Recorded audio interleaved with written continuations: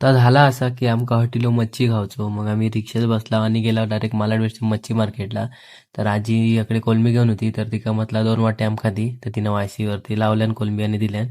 नंतर हिला आणि मुशी घेतला. मुशी तिनं सरासर कापून उडवल्यान आणि आमका दिल्यान तुकडे मारून. तर घराकडे लाव. मम्मी म्हणता फक्त तुका मच्छी खाऊक भेटायची नाही तर साफ पण करूच लागत. मग साफ केले मच्छी. त्याच्यानंतर अमृतान कोकमा काढून दिल्यान आणि फ्रीजमध्ये काय डबे होता. तर मम्मीकडे कोलंबी मॅरिनेट करून घेतल्यान होते. त्याच्यानंतर मटण पण आकडे घेतल्यान मॅरिनेट करून. त्याच्यानंतर करू घेतल्यान. नंतर कढईत तेल टाकून घेतल्यान आणि आलं लसूण पेस्ट टाकल्यान. त्याच्यानंतर कांदा टोमॅटोची पण चटणी टाकून घेतल्यान आणि मॅरिनेट केलेली कोलंबी घेतल्यान आणि ती पण टाकल्यान. तर नंतर मग शिजत ठेवल्यान. त्याच्यानंतर ही बघा एकदम झणझणीत कोथिंबीर टाकून तयार झाली. त्याच्यानंतर मटण करू घेतल्यान मम्मी तर पण सेम रेसिपी केल्यान.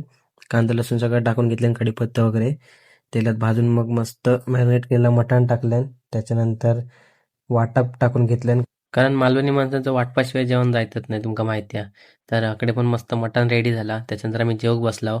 कांदो घेतले, लिंबू घेतले आणि मस्त ताळा मारलाय. सगळे मस्त जेवले आणि मम्मीने सगळी भांडी आवरून घेतल्या. अमृता पण कपडे धुत होता.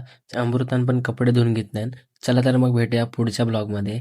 आणि व्हिडिओ आवडला तर नक्की लाईक करा आणि आपल्या चॅनलला सबस्क्राईब करूक विसरू नको.